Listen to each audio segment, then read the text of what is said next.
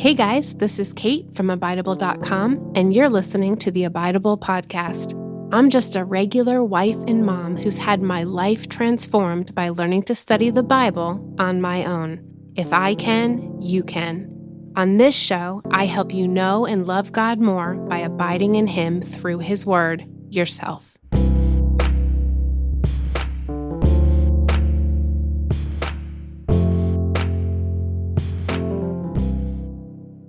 Oh my gosh, you guys, we did it. I got my man on the podcast. He's sitting right here with me. Oh my gosh, I'm going to start crying already. You guys have no idea how much I love this man. He is obviously my best friend in the whole world. And when he speaks, I lean in because he's got so much wisdom. But also when he speaks, I laugh harder than with anyone else. He is the funniest man I know. His steadfastness, his faithfulness in all areas of life, and then just his tremendous wisdom are such a gift to me. And I genuinely think he's the better half in this relationship. So I'm so excited to be bringing him on the podcast with me. And I just wanted to say off the bat in this Ask Us Anything series that we're bringing to you, these are questions that you guys have submitted to us. Our goal here is to show God's glory, number one. Number two is to show our love for God Himself. Number three is to show our love for the Word. Number four is to show our love for each other. And then lastly, number five is to show our love for you guys and the privilege that we consider it to be to serve you. So in this first episode titled Our Story, Our Quirks, and Our Favorites, we just have a few questions. This is a little bit more of a lighthearted episode to set up the series and also help us find our rhythm together on the podcast. So we've got this series of questions that we're going to answer together for you in the hopes that you can get to know us just a little bit more, the people behind Abidible and sort of what makes us tick. So, hi. Hello. He's really here. I wasn't making it up. You're going to kick things off, I think, with the first question. Is there anything you wanted to say before we jump in? I don't think so. No. Hopefully it'll come out in the questions. So. Yeah. Okay. Here we are. Very close to the microphone. Uncomfortably close. And this is normal? This is normal. You sound great. All right. And you look great. Thank you. You're very handsome. Good. I don't know what to say to that. And it's a podcast. Yeah. They can't see us, I suppose. They have to take my word for it. Hopefully they can't see us. Nobody's watching. Okay. All right. Question number one. When you were a kid, what did you want to be when you grew up? And how did that pan out for you? I wanted to be a teacher. Initially I wanted to be a teacher. I would make all the neighborhood kids sit in a row. If they weren't available, I'd make all my dolls or stuffed animals sit in a row, and I would do school. I would teach them, and I would come up with assignments, and I would boss everybody around, and I would stand up there and teach. I think that probably came from the fact that both my parents were educators, and that's what I saw them doing and loving and thriving in. So certainly, definitely a teacher. But then when I was 17, I've definitely shared this on the podcast before. After I became a Christian, I saw a woman come to our church for a women's conference, and she stood up there and taught the Word of God in a way that made people laugh and made them cry. And God did something in the back of the room in my heart. I knew He tapped me on the shoulder and said, "This is what I want you to do. This is what you're going to do." And so I marched up to the front of the room to have a conversation with her and ask her, how did you get here? What did you study in school? What do I need to do? How do I follow in your footsteps? And so I entered college with a communications major with a desire to do that, and then got a little sidetracked by the fear that how would I provide for myself with that kind of degree? Communication majors, how do they put food on the table and have insurance and all of that? So I switched temporarily to a career in education and was frustrated with God for that, what I considered to be a confusing season, doing not exactly what I wanted to do. And then all these years later, He is faithfully brought me full circle to the thing that I desired to do most, which is to teach God's Word to women, make them laugh, make them cry, and abide in His Word with them, set them free to know who He is, to know and love Him more through the study of His Word. How about you? I wanted to be a sports broadcaster. Hey, yeah. You would have been on the microphone anyway. Here you Yes. are. You want to tell us some sports stats while we got you? Do you want to run around and I'll do a play-by-play of what you're doing? I can't run around yet. The doctor hasn't cleared me. Okay. Well, that's okay because it did not pan out for me. So I don't know if I'd be able to do it. I bet you would. So it panned out. I went in as a business communications major. Mm-hmm. And day one went to the public speaking class. And either end of day one or day two, I had switched majors and I had dropped the communications portion because I did not think that I could do that. Speak in front of people. Mm-mm. Not your jam. No. You're more of the background guy. I'm definitely the background guy. And I have a lot of respect for broadcasters, knowing all the things that are thrown at them real time, having to fill a bunch of space. I don't think I could fill hours of space. So it did not work out for me, but yeah. So what do you do now? I work for the local city government, and we do a lot of contracting with local service providers, like shelters, homeless services, food banks, domestic violence, violence reduction, mental health services, behavioral health. Nice. Yeah. It's a good fit for you because it's so detail-oriented and you are a steadfast, steady, detail-oriented guy. So not something I could do, but this is how God makes us, each of us unique. Okay, so it's my turn to ask you the next question. Where did you meet and what were your first impressions of each other? We met at college. I don't know if you knew that. I didn't. Oh. You're saying like you knew. So we met at college, and first impression for me, I thought you were very pretty. Oh. And that was about all I knew because you stood me up the first time that we were supposed to hang out. So I didn't know anything else. Yeah. But I left it hanging. Yeah, I thought you were... I feel like you need to elaborate more on that conversation that I stood you up. What does that mean? That sounds so... Pretty self-explanatory. I think people know what that means. Well, but for those keeping score at home, stood up means you were invited to come hang out. You said you would. And I didn't. And you didn't. But the backstory to that is that you and your friend invited me and my friend to come hang out with you. And we felt bad saying no because we both had boyfriends back at home. And we felt like, but we said yes because we were too chicken to say no, thank you.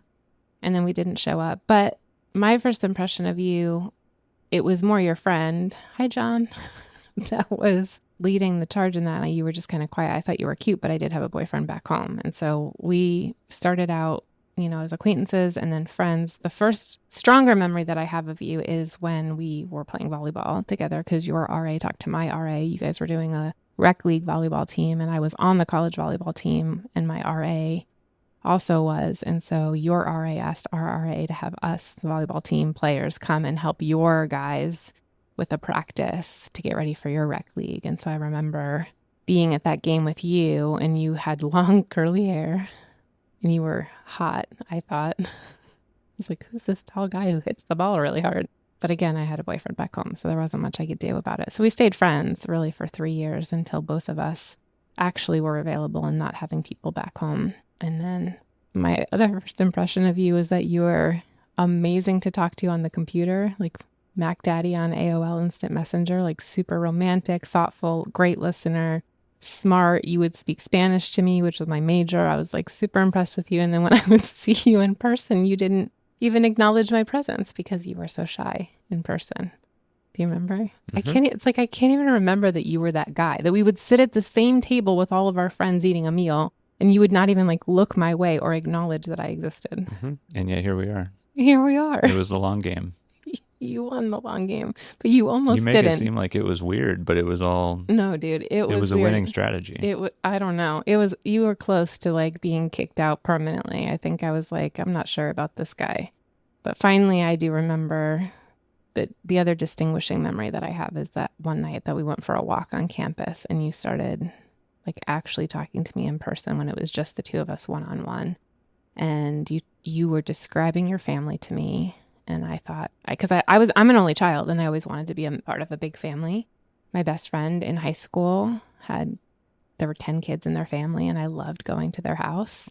And I just always wanted to be a part of a big family. So there you were describing, you're one of 6. And so describing your family and your parents and like all your aunts and uncles and everybody that was close by. And I thought, oh my gosh, I love how he talks about his family and I love how he loves his family, particularly your sisters I remember you talking about. And so that was like another sort of like, okay, I'm really starting to fall for this guy moment. And then we got engaged our senior year, and then Yes. and then married a year after college. I was from New York. You were from Washington. So I moved to the West Coast, and then we went back to New York a year later and got married.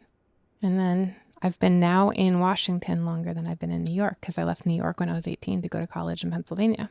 So I'm officially, I guess, more a Washingtonian than I am a New Yorker, although I will always be proud to be a New Yorker.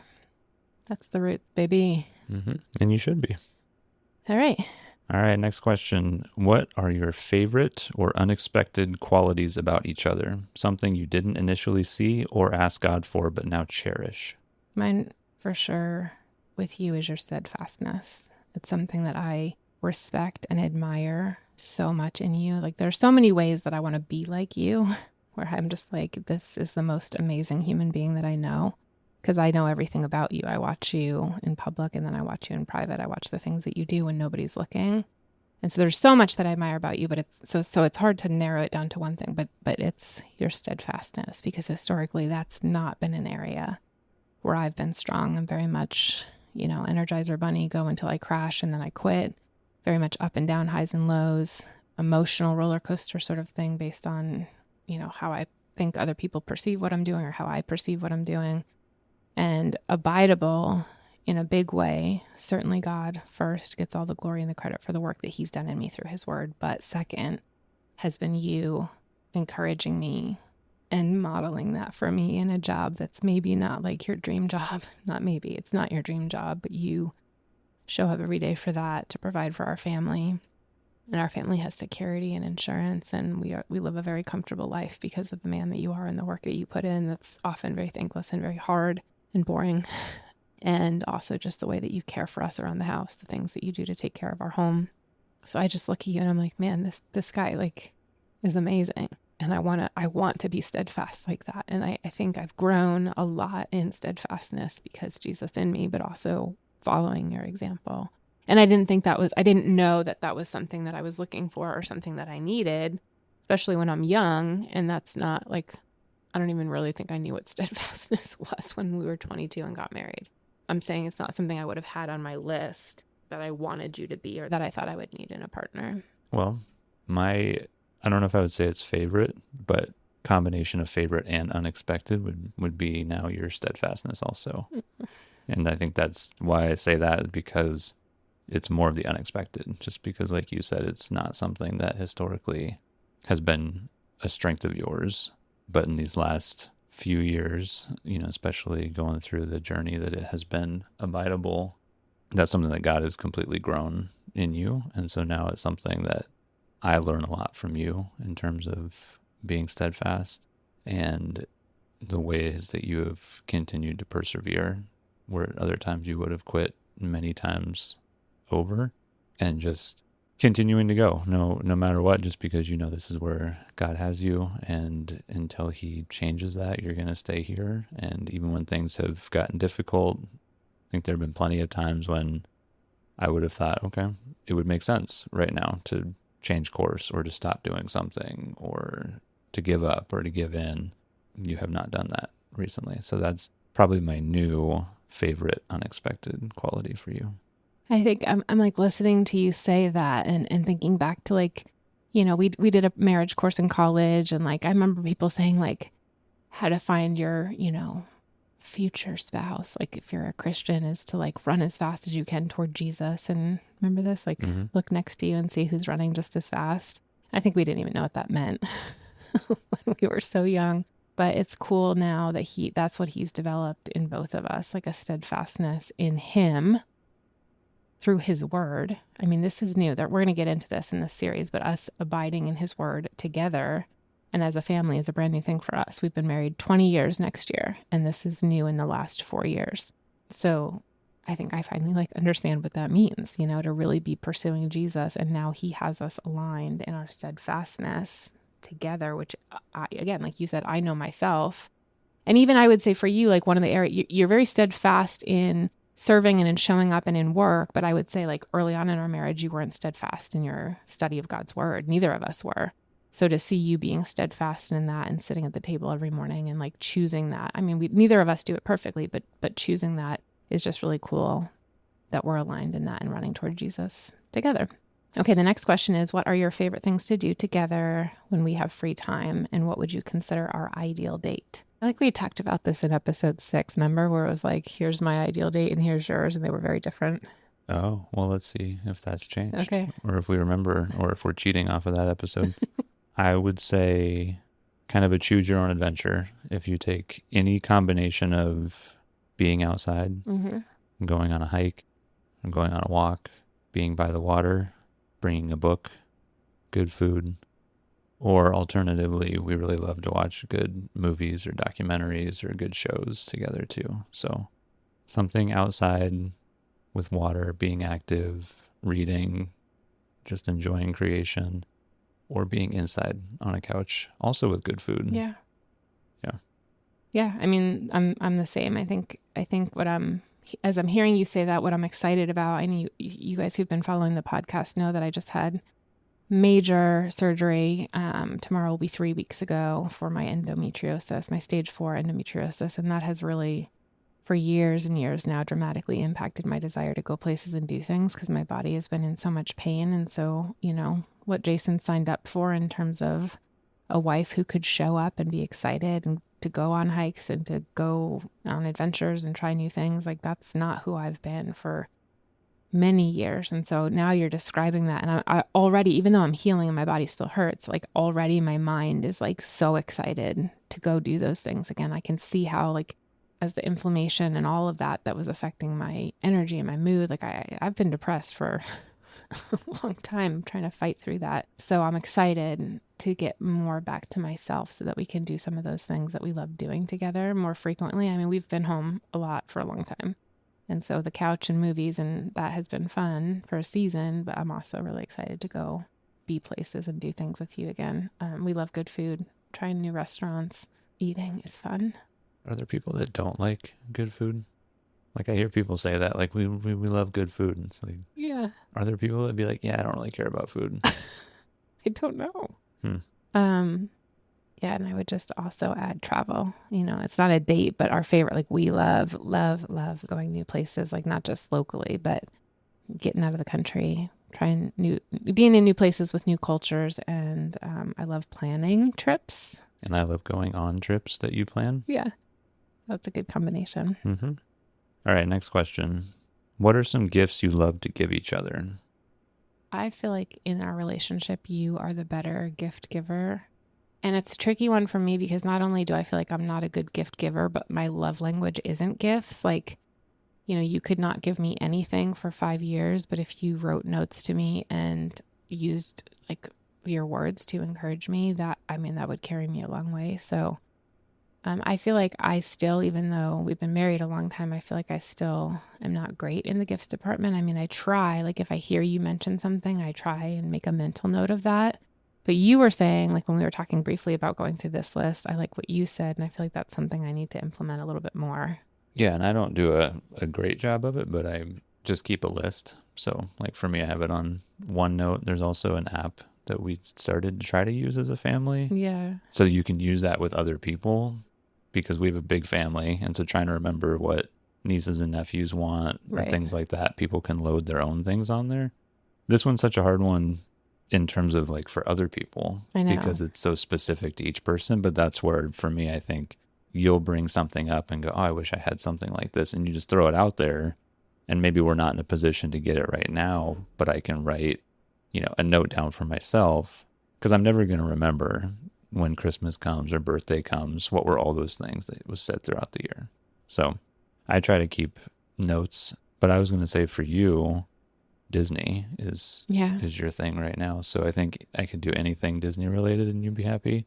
And then one other thing that I appreciate about you is that you don't really care about flowers, which lines up for me because I don't really want to spend money on things that are going to die after a couple days. So yeah. And I did when we were first married, and then you finally told me you don't really care, and I rejoiced, and I would buy them again. I do sometimes, but fresh flowers are fun. I mean, I like getting them occasionally, but I'm not like a wife that would be like, okay, you bring me flowers every week or even for special occasions. I feel like, primarily for us as gifts, we do experiences. Like, we wrap in, birthday anniversary, like into a trip going somewhere.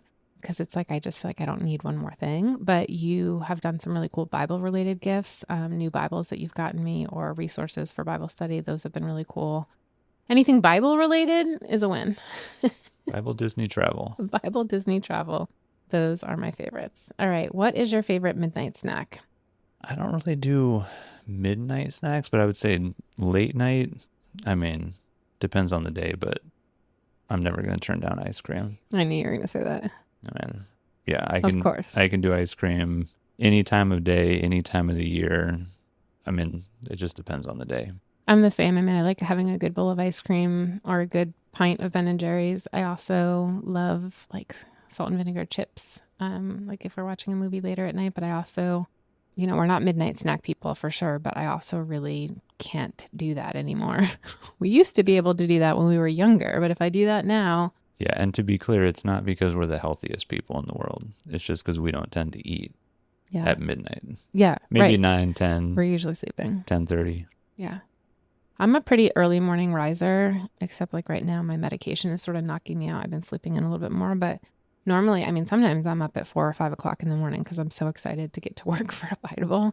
And so I'm tired much earlier. Like sometimes we'll be like starting a movie or just sitting down on the couch after dinner and I'll be like, all right. And they're like, no. Liam and Jason are like, are you going to bed? So yeah, I'm not up for midnight snacks, but sometimes those are fun. I mean, a good bowl of popcorn. I think the best things are when we just kind of look at each other and we're like, a pizza would be good right now. And it's like 11 o'clock and we're like, we really shouldn't do it. Yeah. But the times that you do, it's really fun. It is fun. But then at like 11:30, you go, you have a lot of life regret. Should we have done that? No. And you still should have, but... All right.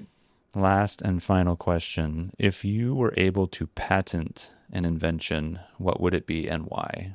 Why do I have to go first on this one? This is a great question. That's how we organized it. I don't know if I haven't. I mean, like, it would be something to get scripture in people's hearts. Oh, maybe I should go first. Mine's not that holy. Maybe we should wrap it up on that one. Holy? Okay. Yeah. Okay, go with your not holy invention. Okay, and then you can redeem it at the end. Okay. I think this was one of the best questions, but it's also one of the things that, for me, I'm not good at thinking of things from scratch. Mm-hmm. That's one of the things that you're really good at. Mm-hmm. One of the things I thought about for the favorite qualities is that you're really good about that. I'm not good about that, so I'm sure there's a great answer to this, but I do think I have a good one because this is something that comes up for me a lot. A movie memory eraser. Like Men in Black for movies? Yeah. So after you watch a movie, so like for me, I've always thought if I could go back and watch Gladiator again, but for the first time. Because the big thing for me in movies is when you have an experience or there's like a big plot twist or the goosebump moment. Mm-hmm. And once you've had that, you can never go back and watch it.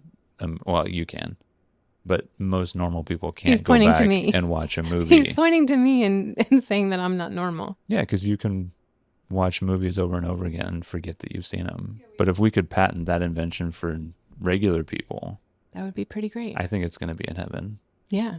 Like, here's a reset. I mean, that is very true that is me. I have historically been known to be in the last 5 minutes of a movie and going, oh my gosh, I've seen this before.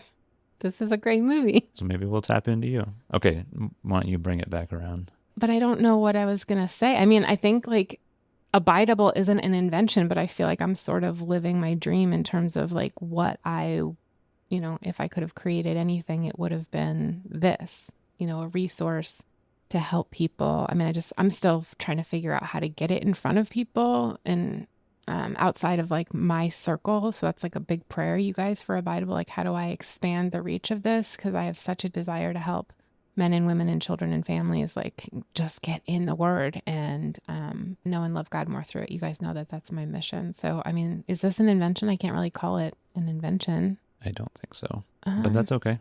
It's your podcast, so you can just say it. That's and then all that's I got. it. I don't have like a cool like. No one's going to be able to pop on and challenge you. Yeah, I'm not like Stanley Yelnats with. Wait, that's the wrong person. I'm thinking of Cloudy with a Chance of Meatballs and the guy with the rubber shoes, right? The spray-on shoes. Yeah. He had some good ones. You should have just watched that and I should picked have one of those. used one of his ideas. If I could invent anything, it would be spray on shoes. That was like not. I would not want spray on shoes because I'm so like germaphobe. And so like you have shoes that you wear in a public restroom and then they have to stay on when you're home walking around your own house. And then your feet get sweaty in there. You have to wash. Ugh. Yeah, that was not one of his good inventions. I strike that from the record. Anyway, I think we're at our time. Hey, we did good. We did well. This is another thing that the people need to know. If you ever see a typo or grammatical errors in any Abidible content, you can know that Jason did not look at it before I sent it out because I am just prone. No, you're very good. I am? Yeah. I feel like I spell a lot of things wrong and have extra words in places they're not supposed to be. And then it's like, okay, well, this blog post or email went out and Jason didn't look at it. You're generally very good. Oh, well, thank you. I just have a problem sometimes. Yeah. All right. Well, thanks for being on. Thanks for having me. How did it go about our first one? I mean, I can't be the one to tell you that. I know, but how do you feel? Like this was a stretch I think for it you. went okay. It's weird wearing headphones and I hate hearing my own voice. So You do? I the love your headphone thing voice. is weird. You guys tell Jason that he has a great voice. Well, now I'm not going to be able to believe it if they do say it. Well, okay, but to be fair, honestly, like people that I have gotten a lot of feedback from the course that you and I did. If you guys don't know about our How to Study the Bible course, Jason and I taught a 20-lesson video course together. And so many people, babe, have told me that they love your voice and that it's soothing. Well.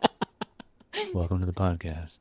So I think you did great. And I want to publicly thank you for doing this because I know it's out of your comfort zone and you've signed up for 5 episodes. So we've got 5? We only have 4 more. You've done 1. Oh. But guess what? They get a little more intense. We've got questions coming up, you guys, on marriage and priorities, on parenting and abiding together, how to do that with your family, prayer and discipleship, calling, waiting, and walking with God. And then we're going to close out with one on the church, hurt, healing, and hope. So stay with us for this series. So honored to have you with us.